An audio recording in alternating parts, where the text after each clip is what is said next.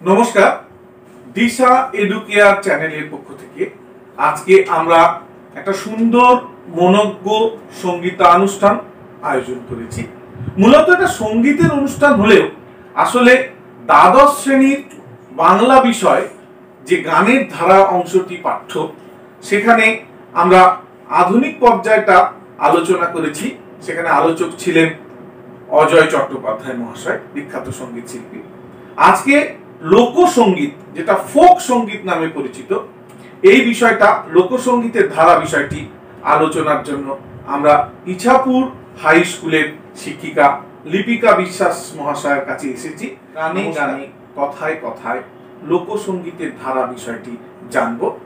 অনুষ্ঠানের শুরুতেই আমরা সকল শিল্পী বৃন্দের সঙ্গে পরিচয় করি। নমস্কার, আমি লিপিকা বিশ্বাস।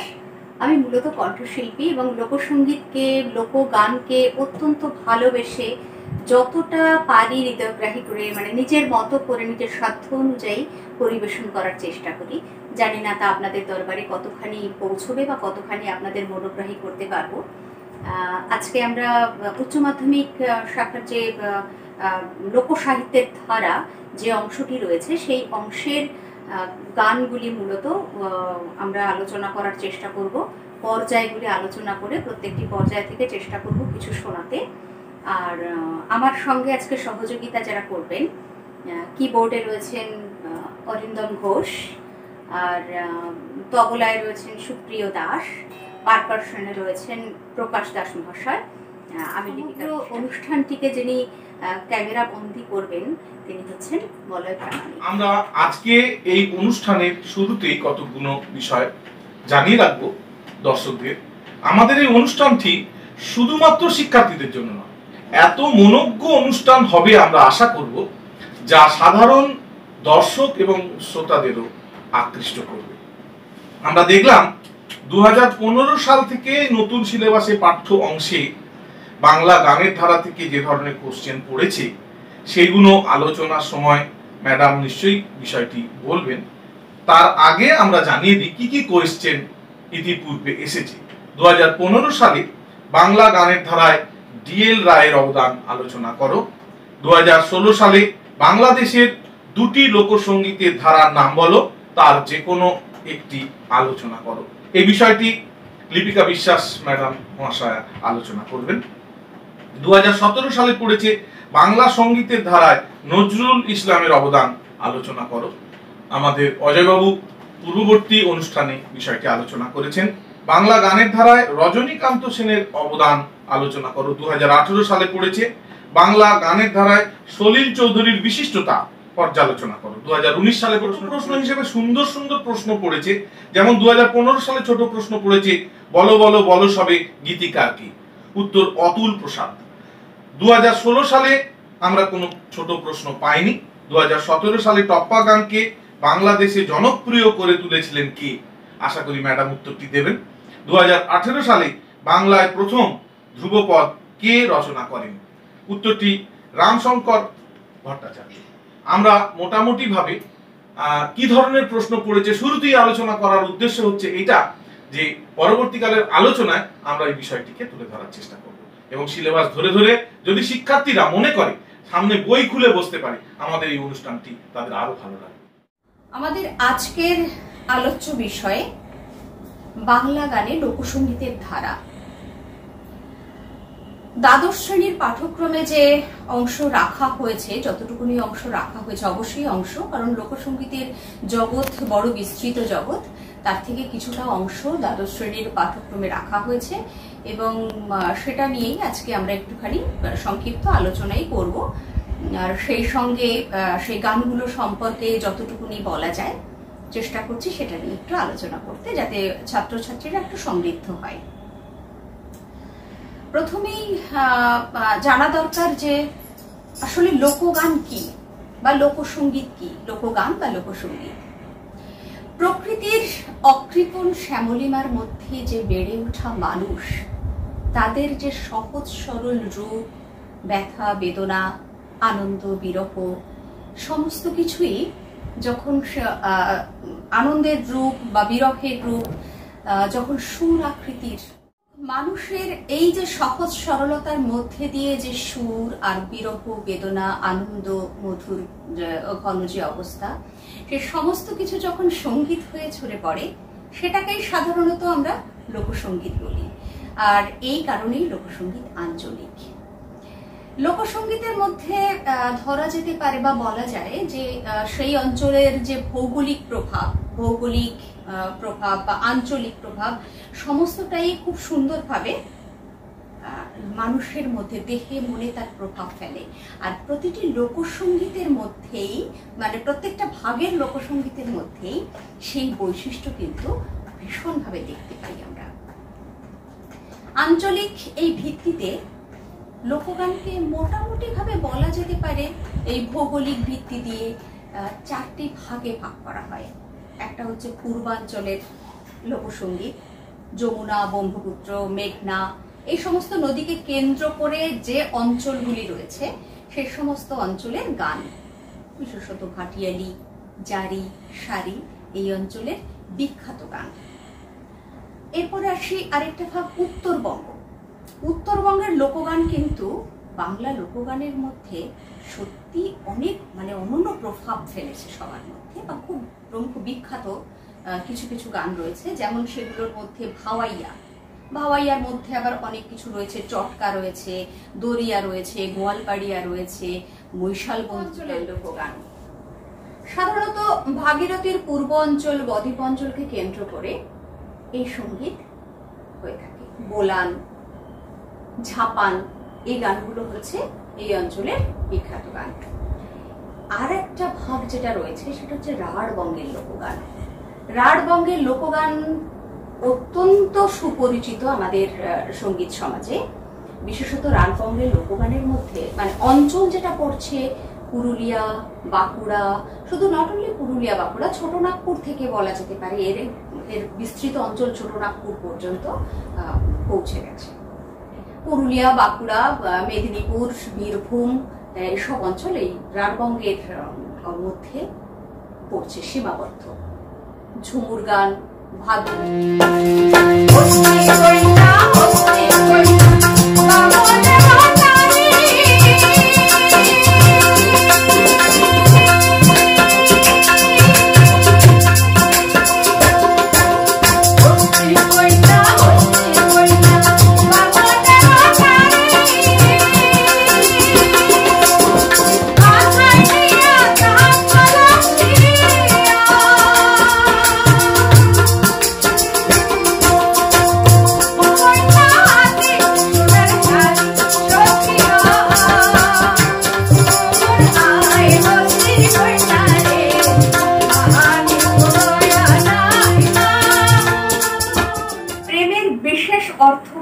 ভাব।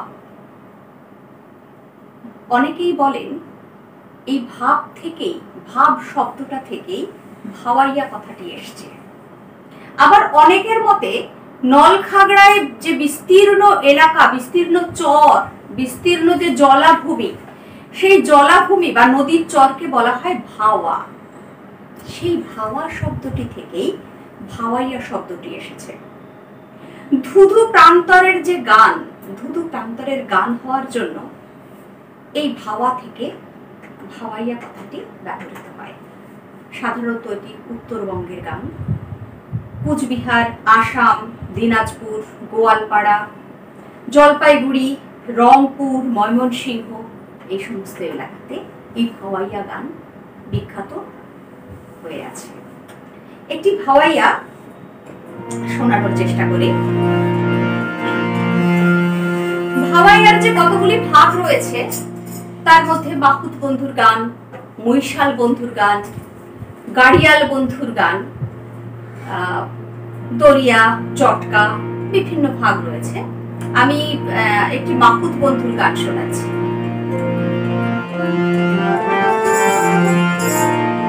হস্তি কন্যা, হস্তি কন্যা,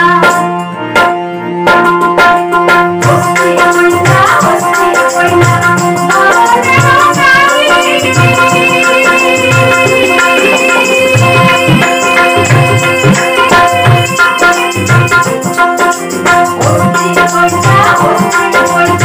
Oh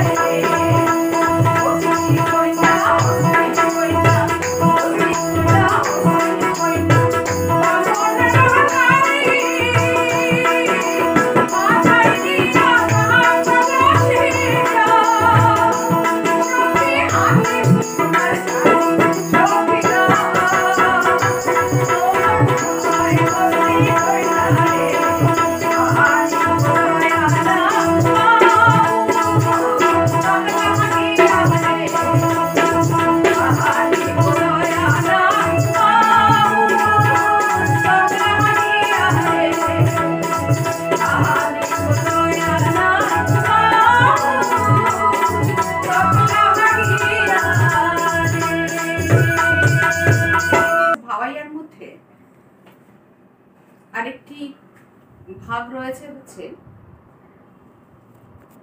গাড়িয়াল বন্ধুর গান। তো আমি একটি গাড়িয়াল বন্ধুর গানও শোনাই।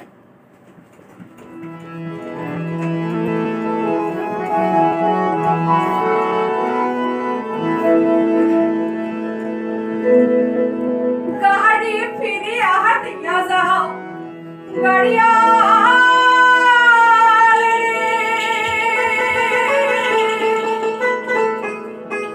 আরে ও গাড়িয়াল গাড়ি ফিরে আনে, ভুলিয়ার না যাই শ্বশুর বাড়ি,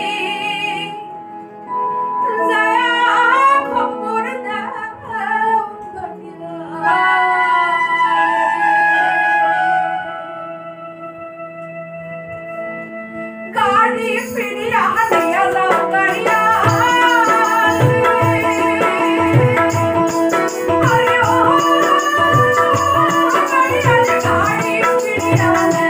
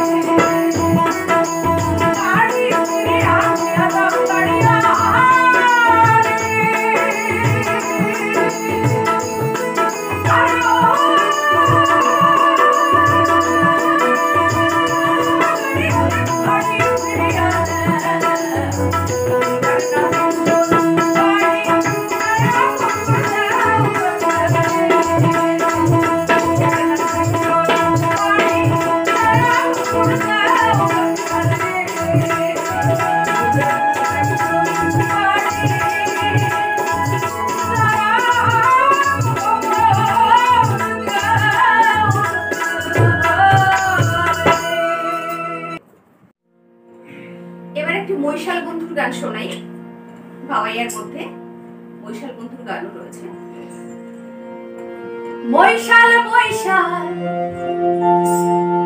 ও আরে মৈশাল মৈশাল মৈশাল বন্ধু রে আজি সারিয়া যাচ্ছেন কেনে মুইও ভাগি একলা নারী রহিব কেমনে মৈশাল রে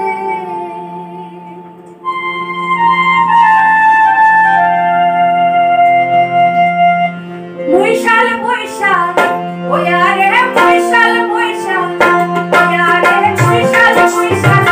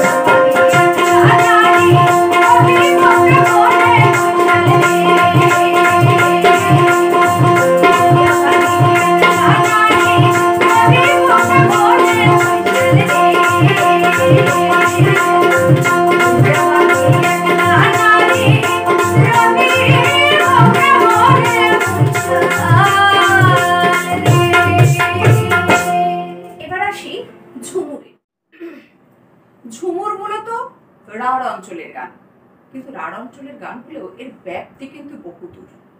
ছোটনাগপুর, সাঁওতাল পরগনা, বাঁকুড়া, বীরভূম, পুরুলিয়া, মেদিনীপুর এ সমস্ত বিস্তৃত অঞ্চল জুড়েই ঝুমুর প্রচলিত। সম্ভবত আদিবাসী সাঁওতালদের গান থেকেই বোধহয় ঝুমুর গানের উৎপত্তি হয়েছে। কিন্তু প্রাচীনকালে যদি আমরা ভারতীয় সঙ্গীত দেখি, ভারতীয় সঙ্গীতে সেখানে ঝুম্বর একটা প্রবন্ধ আছে, যে প্রবন্ধ গানের যে উল্লেখ আছে, সেই প্রবন্ধ গানের উল্লেখে আমরা ঝুম্বর শব্দটি পাই। বলা যেতে পারে ঝুম্বর প্রবন্ধ থেকেও এই ঝুমুর গান সৃষ্টি হতে পারে। স্বাভাবিকভাবে এই অঞ্চলের মানে সাঁওতাল পরগনার গান বলে অদ্ভুত একটা মাদকতা আছে এর সুরে, যেখানে মাদল বাজে, যেখানে প্রত্যেকটি মানুষের হৃদয় আন্দোলিত হয়। একটি গান গেয়ে আমি সেটা শোনাচ্ছি যে ঝুমুর গানের বৈশিষ্ট্য এত সুন্দর যা সমস্ত মানুষের মনকে দোলা দিয়ে যায়। সাঁওতাল বানাইছে ভগবান রে, সাঁওতাল বানাইছে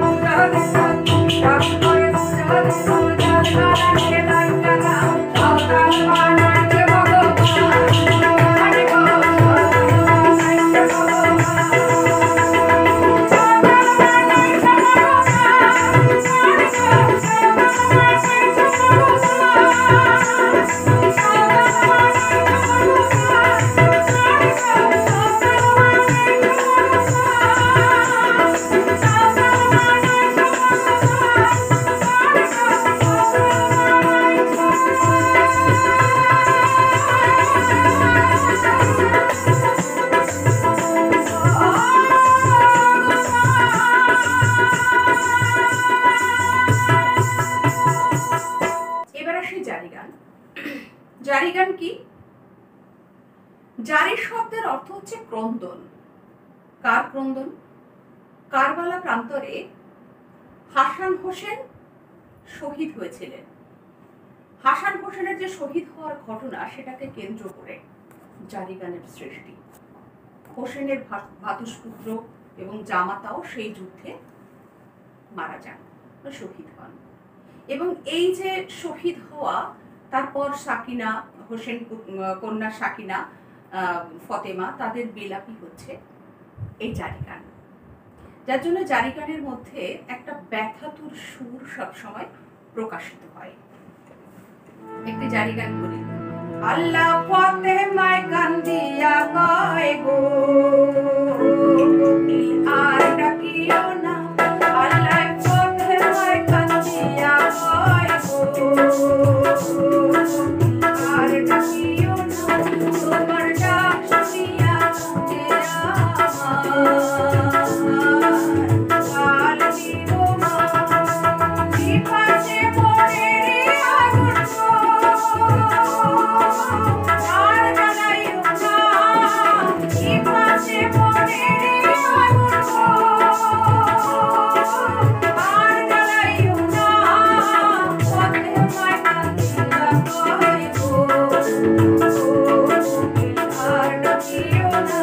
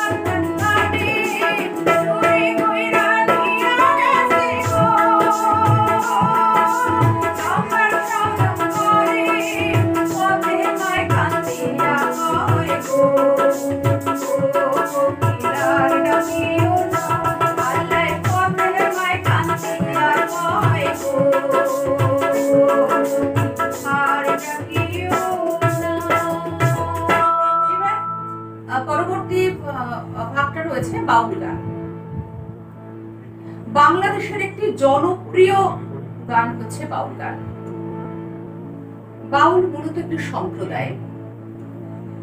আবার এই বাউল সম্প্রদায়ের মানুষ ঈশ্বর সাধনার জন্য দেহতত্ত্বমূলক যে সমস্ত গান করেন, সেই গানই কিন্তু বাউল গান নামে প্রচলিত। একটি বাউল গান শোনাই। তারে ধরে ধরে মনে করি ধরতে গেলে ধরা দেয় না, ধরি ধরি মনে করি ধরতে গেলে ধরা দেয় না, দেখেছি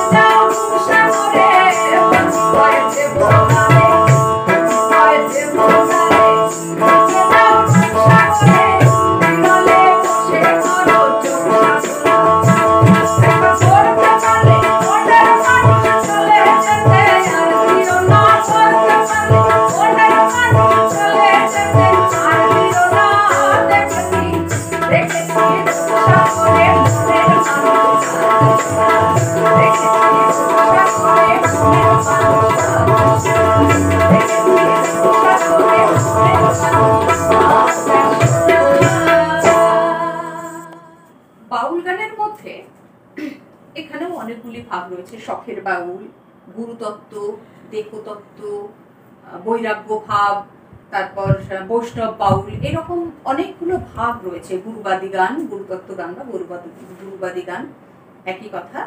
তো আমি একটি গুরুবাদী গান। গুরু দোহাই তোমার মনকে দাও না সুপথে,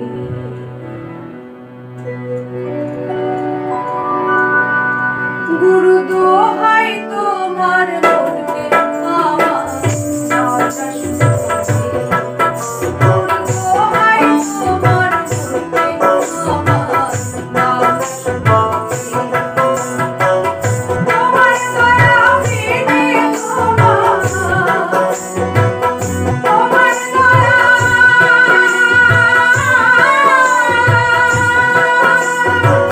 তোমার দয়া বিনে তোমার, তোমার দয়া বিনে তোমার, ভক্তি মতে বুঝবো কি মতে, গুরু দোহাই তোমার মনকে আমার দাও না সুপথে।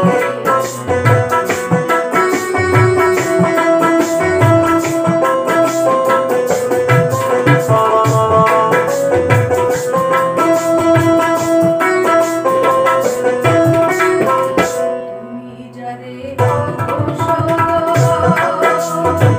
সে তোমারে সাগরে বাঁধা, যারে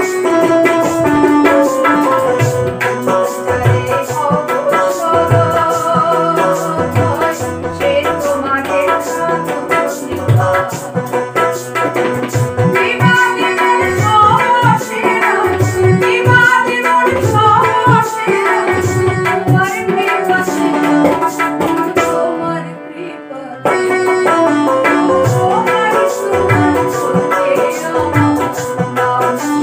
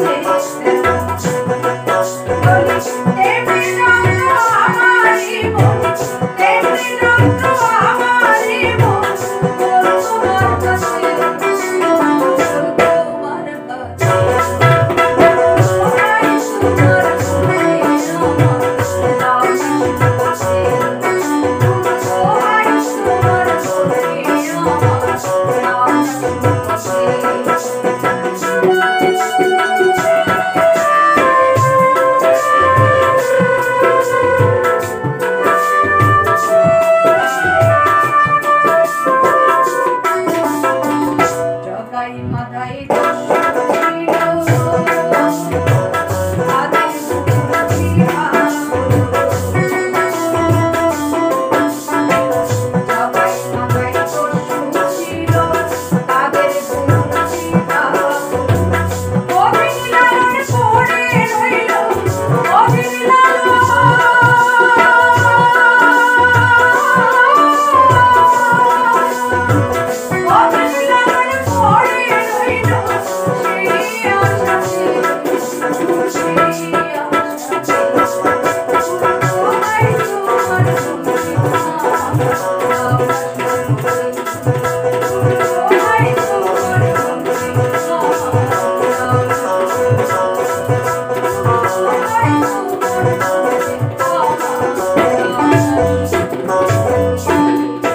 সারি গান।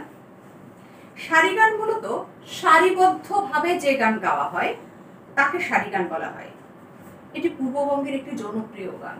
সারি গান সাধারণত নদীমাতৃক দেশে বা নদীমাতৃক এলাকাতে যে নৌকা বাইচ হয় বা নৌকা দৌড় হয়, প্রতিযোগিতামূলক যে নৌকা প্রতিযোগিতা বা নৌকা বাইচ বা নৌকা দৌড় যাকে বলা হয়, সেই সময়ে যে দ্রুত তালে নৌকা চলে আর সেই যে বৈঠার দ্রুত তাল, সেই তালের সঙ্গে ছন্দ মিলিয়ে সারি গান গাওয়া হয়।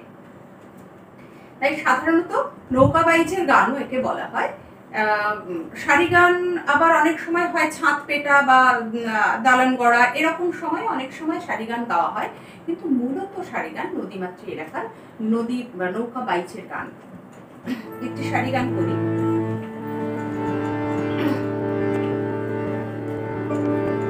চন্দ্র সূর্য বান্ধায় আছে নাইরি আগায়, চন্দ্র সূর্য বান্ধায় আছে নাইরি আগায়, দূরবীনে দেখিয়া পথ মাঝি মোল্লাবাই, দূরবীনে দেখিয়া পথ মাঝি মোল্লাবাই, ঝিলমিল ঝিলমিল করে রে ময়ূর পঙ্খিনা, ঝিলমিল ঝিলমিল করে রে ময়ূর পঙ্খিনা, কোন মেস্তরি নাও বানাইলো, কোন মেস্তরি নাও বানাইলো, এমন দেখা যায়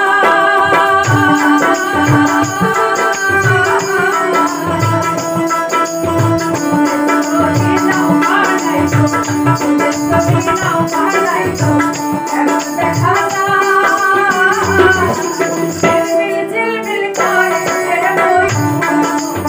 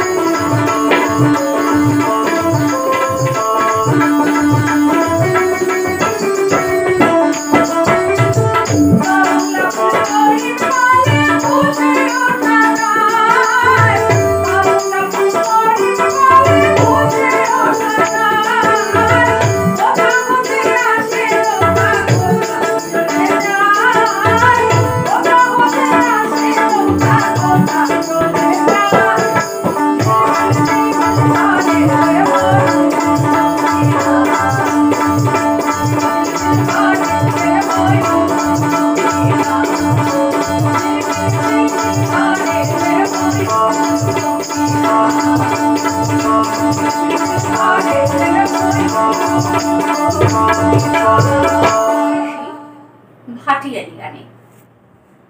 ভাটিয়ালি গান মূলত ভাটি অঞ্চলের গান।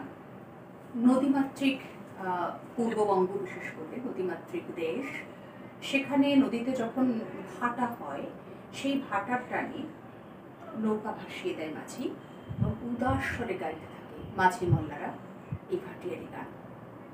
সাধারণত পঞ্চদশ শতকে বলা যায় এই ভাটিয়ালি গানের প্রচলন হয়।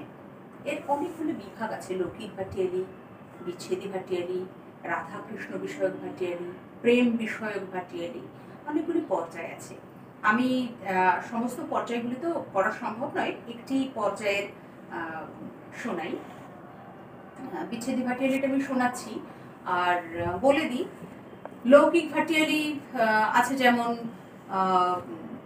আরে কি শেল মারিল বন্ধু তীরন্দাজ হইয়া, এরকম রাধাকৃষ্ণ বিষয়ক ভাটিয়ালি রয়েছে। তারপর প্রেম বিষয়ক ভাটিয়ালি রয়েছে। আমি বিচ্ছেদী ভাটিয়ালিটাই করি।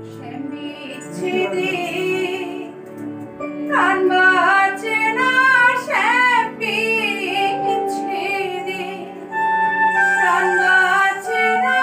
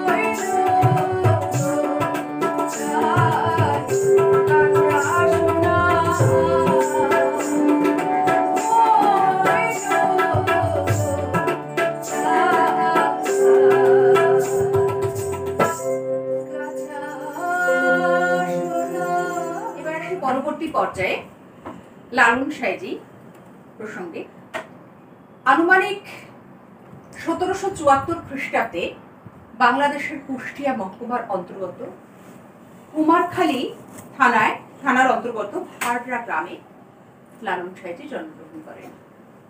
সাঁইজি ছিলেন জাতিতে হিন্দু কায়স্থ, কিন্তু কোনো একটা সময়ে তিনি একবার এই ঈশ্বরপ্রেমী লালন একসময় শ্রীক্ষেত্র দর্শনে গিয়েছিলেন।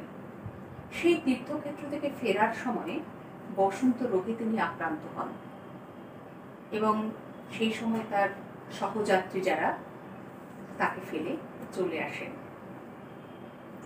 সিরাজ সাঁই এবং তার স্ত্রী দুজন লালন সাঁইজিকে সেখান থেকে নিয়ে যান এবং সেবা শুশ্রূষা করে তাকে সুস্থ করেন।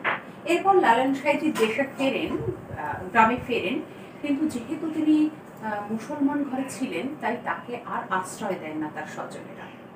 ফিরে যান আবার সিরাজ সাঁইয়ের কাছে এবং তারপর তিনি মুসলমান ধর্ম গ্রহণ করেছেন। জাতপাত প্রথার সম্পূর্ণ বিরুদ্ধে ছিলেন তিনি, কি হিন্দু আর কি মুসলমান, মানব প্রেম ছিল মূল কথা। তাই তার সমস্ত গানে মানব প্রেমেরই প্রচার দেখতে পাওয়া যায়। জাত গেল গেল বলে, বা সব লোকে কয় লালন কি জাত সংসারে, এইভাবে তিনি জাতের বিরুদ্ধেই সবসময় তিনি গান লিখেছেন এবং তার গানের মধ্যে দেহতত্ত্ব তো অবশ্যই ছিল। ঠিক তেমনই একটি দেহতত্ত্বমূলক গান আমি শোনাই।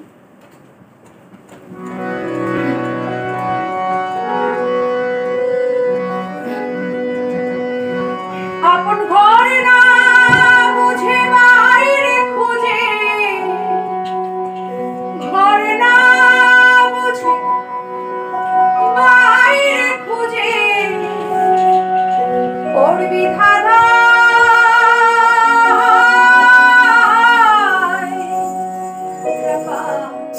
যাবি কোথায়, খেপা তুই না যে তোরা মন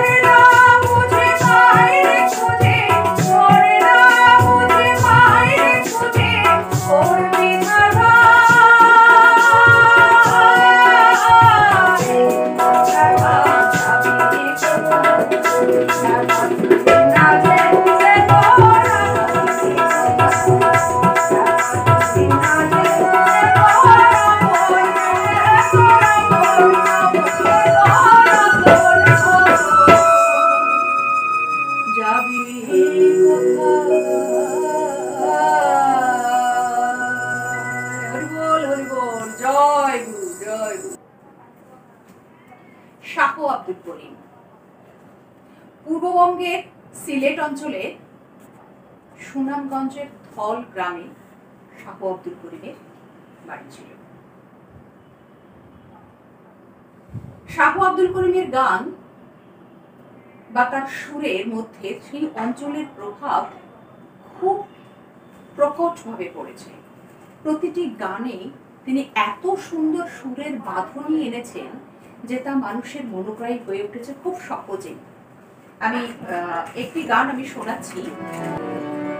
আমার বন্ধুরে কই পাবো সখী গো,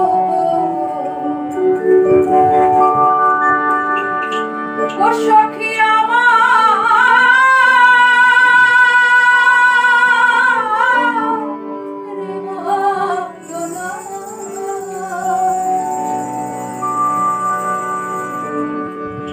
আমার বন্ধু বিনে পাগল মনে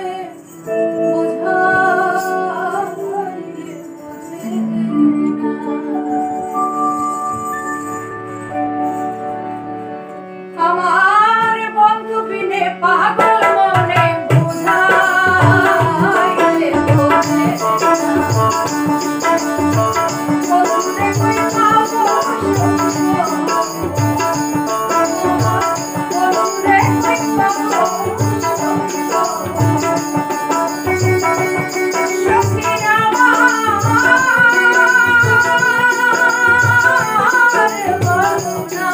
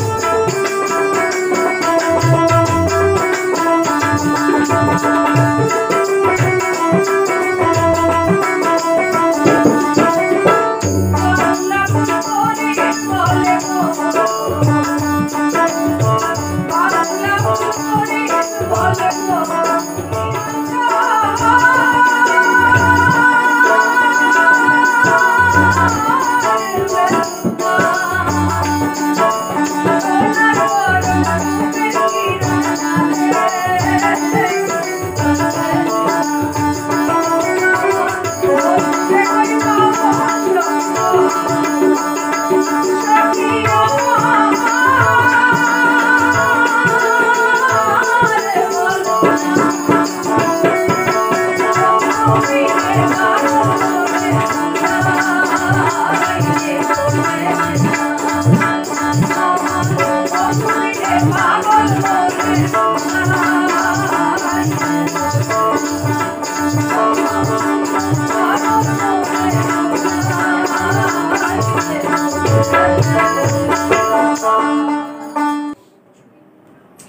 পাঞ্জু শাহের কথায়।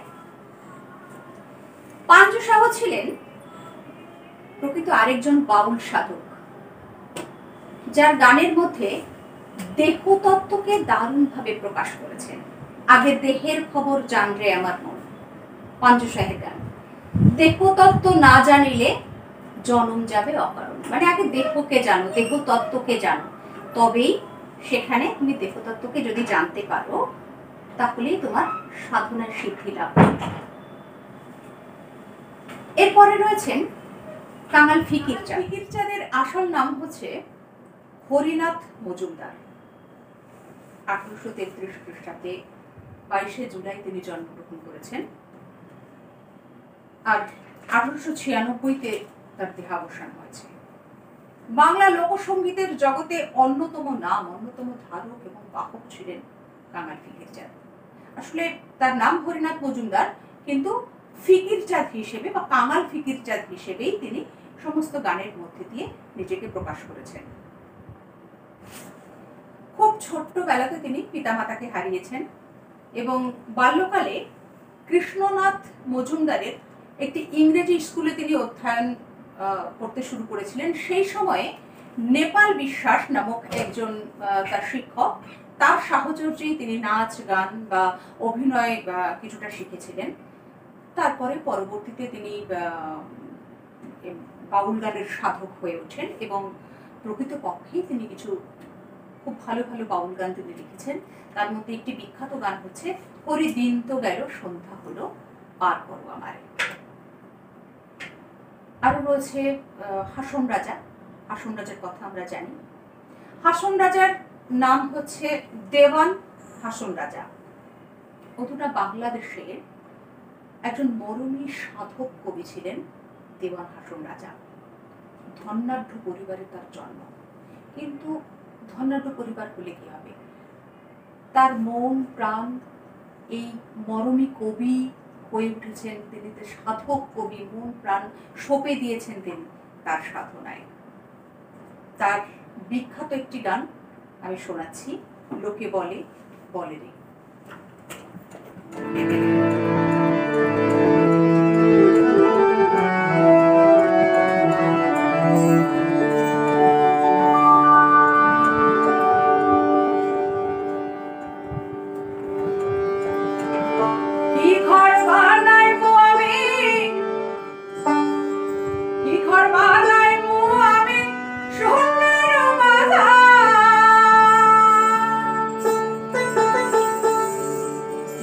ঘর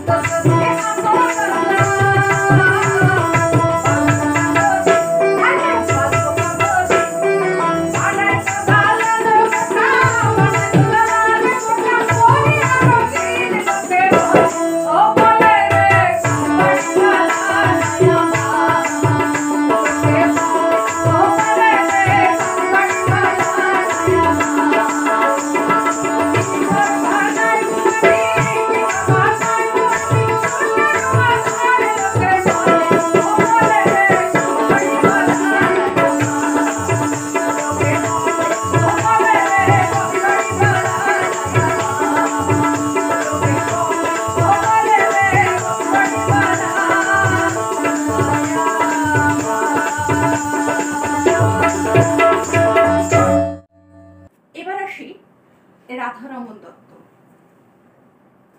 শাহ আব্দুল করিমকে আমরা শুনেছি, শাহ আব্দুল করিমের প্রায় সমসাময়িকই রয়েছেন রাধারমন দত্ত। 1834 খ্রিস্টাব্দে রাধারমন দত্তের জন্ম জগন্নাথপুরে।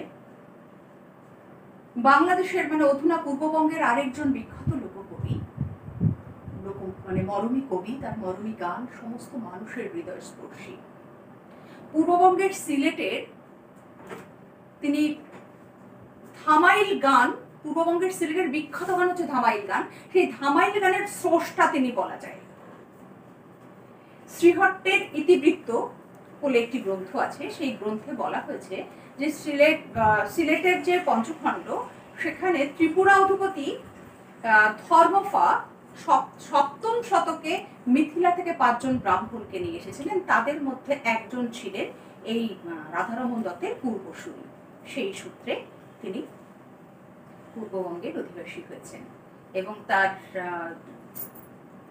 পিতার সঙ্গে, পিতা ছিলেন রাধামাধব দত্ত, যার সঙ্গে হাসন রাজার একটা সুন্দর যোগাযোগ ছিলেন। হাসন রাজার একটি বিষয় পাওয়া যায়, একটি কথাতে রাধারমণের কুশল জেনে একটি পত্রে পাওয়া যায়, রাধারমন তুমি কেমন, হাসন জানতে চায়। অর্থাৎ এর থেকেই বোঝা যায় যে যোগাযোগটা কতখানি গাঢ় ছিল। ভ্রমর কইও গিয়া তার বিখ্যাত গান রাধারমন দত্তের বিখ্যাত গান, বা আমরা যে বিচ্ছেদী গানটা শোনালাম যে শ্যাম বিচ্ছেদী প্রাণ বাঁচেনা, সেটিও রাধারমন দত্তের গান। আমি আরেকটি রাধারমন দত্তের একটি গান শোনাচ্ছি। তোমার না দেখলে রাধার জীবন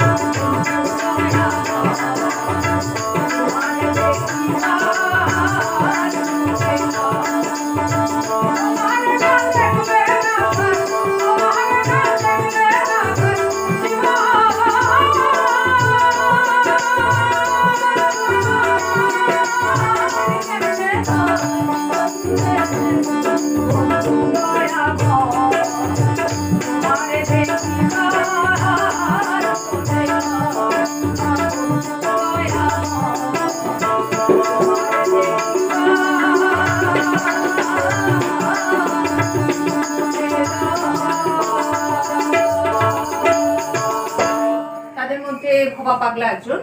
ভবা পাগলা হচ্ছে বাংলাদেশ, অধুনা বাংলাদেশেরই বলা যেতে পারে যে ওনার জন্ম হয়েছিল বাংলাদেশে, কিন্তু পরবর্তীতে উনি ভারতবর্ষে চলে আসেন।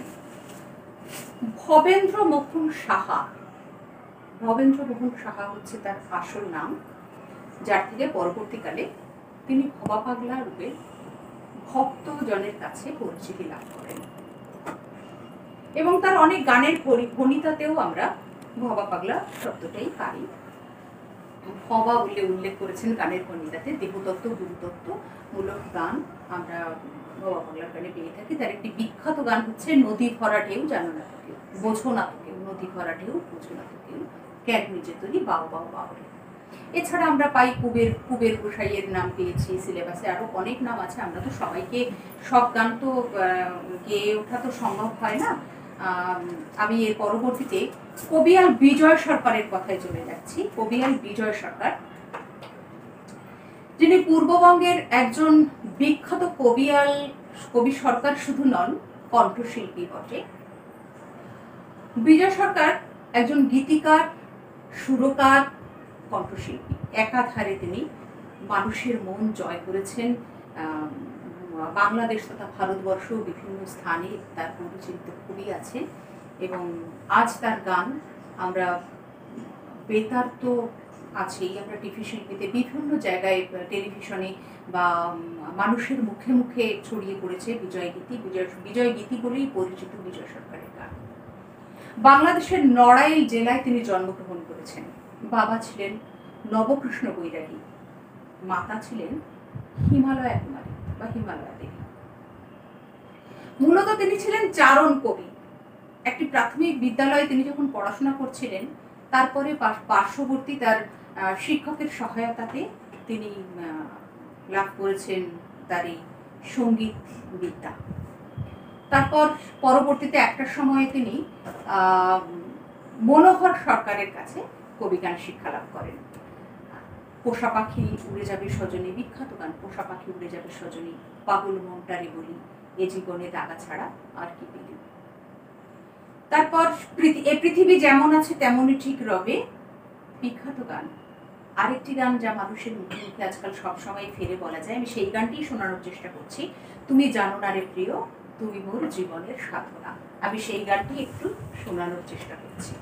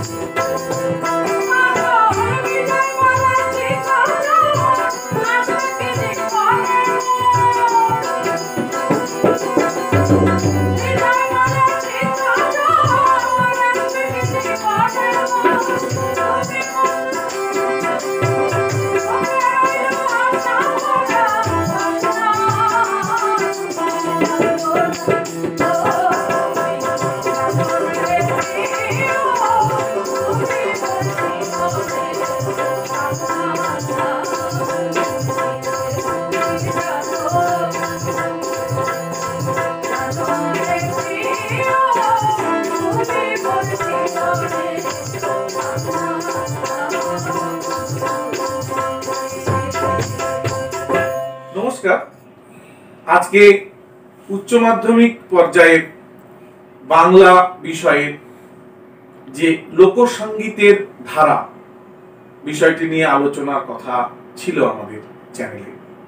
আমরা আজকে উপস্থিত হয়েছিলাম বাংলা লোকসঙ্গীতের ধারা এই বিষয়টি নিয়ে আলোচনা করতে। তাতে গানে গানে কথায় সুরে আলোচনা হলো। আর সঙ্গীত শিল্পী লিপিকা বিশ্বাস মহাশয়া শিক্ষিকা হিসেবে যথেষ্ট ভালো পাঠদান করলেন আমাদেরকে। আমরা সবাই সম্মানিত হলাম তার কাছে। দিশা এডুকেয়ার চ্যানেলের পক্ষ থেকে আমি সকলকে আন্তরিক ধন্যবাদ জানিয়ে নমস্কার জানিয়ে আজকের অনুষ্ঠান সমাপ্ত করছি। নমস্কার। আমি তো ক্যামেরা সকলকে ধন্যবাদ জানাই। আপনারা আমাদের দিশা এডুকেয়ার চ্যানেলটি দেখুন। ভালো লাগলে সাবস্ক্রাইব করুন, লাইক করুন, শেয়ার করুন। পরবর্তী পর্যায়ের নোটিফিকেশন পেতে বেল আইকনটি ক্লিক করুন। কমেন্ট বক্সে আপনার সুচিন্তিত মতামত প্রদান করুন। শিক্ষা সংক্রান্ত সমস্ত বিষয় জানতে আমাদের disaeducare.in ওয়েবসাইটটি দেখুন। নমস্কার।